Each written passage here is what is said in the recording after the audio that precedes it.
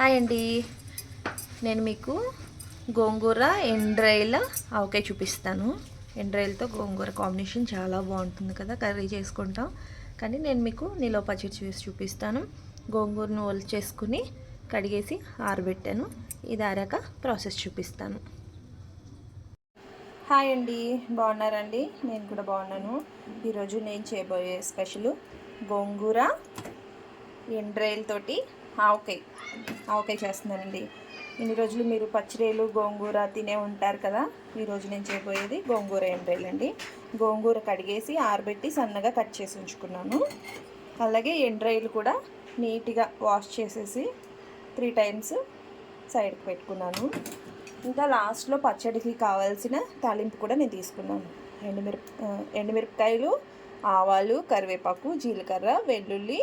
పచ్చడిలోకి కొద్దిగా చింతపండు కూడా పడుతుందండి, చింతపండు.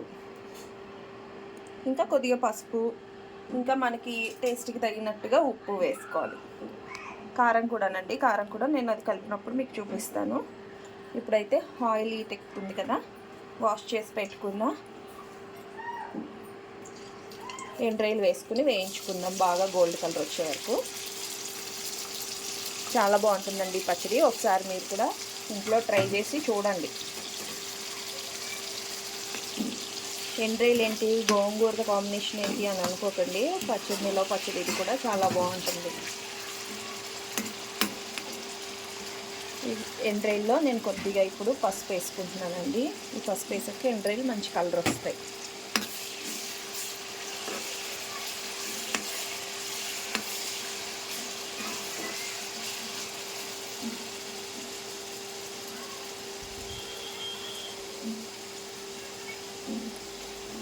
ఎండ్రాయిల్ బాగా వేగాలి.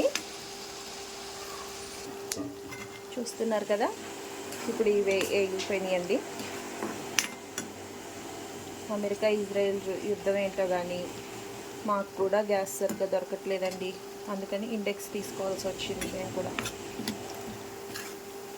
ఇప్పుడు వీటిని ఒక బౌల్లోకి తీసేసుకుంటాను. ఇప్పుడు వీటిని నిలవ పచ్చడి కాబట్టి బౌల్స్కి ఎక్కడ కూడా తడి ఉండకుండా చూసుకోండి. మంచిగా వేగినాయి కదా, ఇలా గోల్డ్ కలర్లోకి రావాలండి. వీటన్నిటిని కూడా తీసేసుకోవాలి. ఇప్పుడు గోంగూర వేసేసుకుందాం.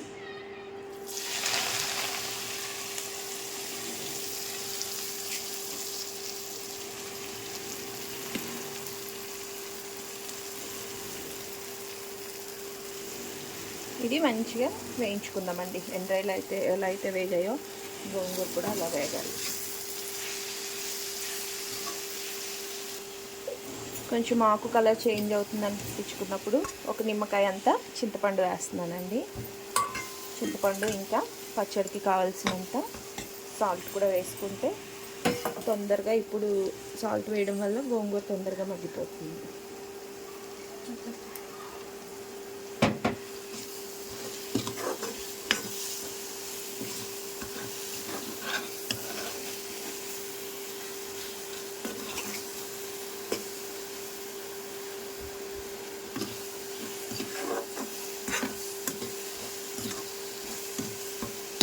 చూస్తున్నారు కదా, ఇంకొక 2 మినిట్స్ అయితే ఇది బాగా మగ్గిపోతుంది.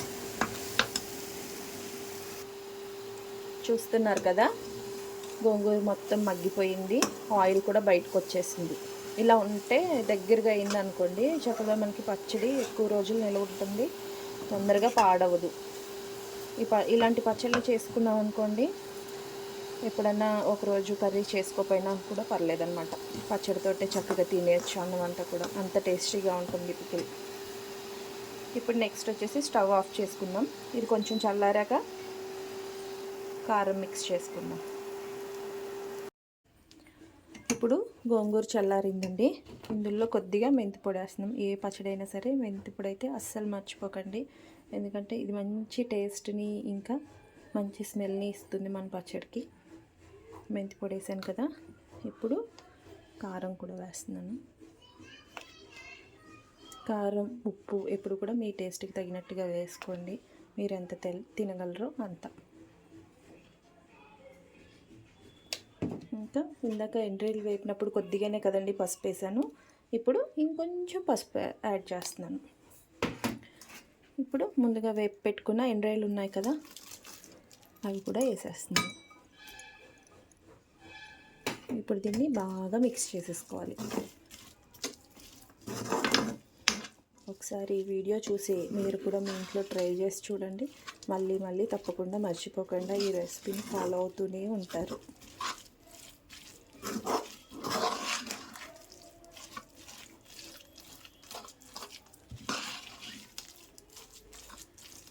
అసలు గోంగూర పచ్చడి అంటేనే సూపర్ టేస్ట్ కదండి. అందులోని ఇలా ఎండ్రాయిలతోటి నిలవ పచ్చడి అంటే అసలు మరి టేస్ట్ ఇంకా చెప్పాల్సిన అవసరమే లేదు, అంత బాగుంటుంది. ఇది మంచిగా మిక్స్ అయిపోయింది కదా. ఇప్పుడు దీన్ని తాలింపు వేసుకుందాం మనం.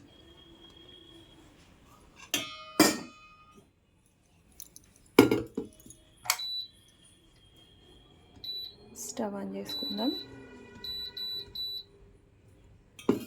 ఆయిల్ హీట్ ఎక్కాలండి. ఆయిల్ హీట్ ఎక్కిందండి. జీలకర్ర, కరివేపాకు, ఆవాలు, ఎండుమిర్చి, వెల్లుల్లి అన్నీ ఒకేసారి వేసేస్తున్నాను. ఏ పచ్చడికైనా సరే తాలింపు అన్నది చాలా ఇంపార్టెంట్ అండి. దానివల్లనే పచ్చడికి టేస్ట్ అన్నది వస్తుంది.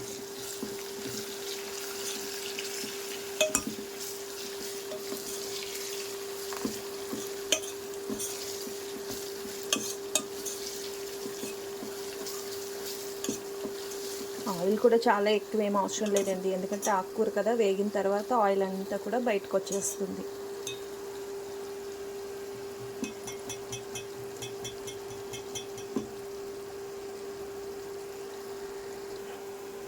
తాలింపు బాగా వేగిపోయిందండి.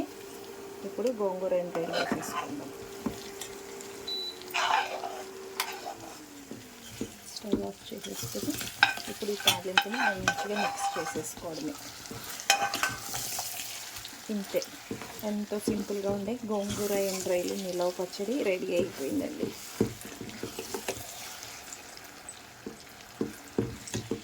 పచ్చిరొయ్యలు గోంగూర పచ్చడి మీరు తినే ఉంటారు కదా, ఒకసారి ఇలా ఎండ్రాయిలు గోంగూర పచ్చడి కూడా ఒకసారి ట్రై చేయండి. టేస్ట్ అనేది చాలా చాలా రుచిగా, చాలా టేస్టీగా బాగుంటుంది.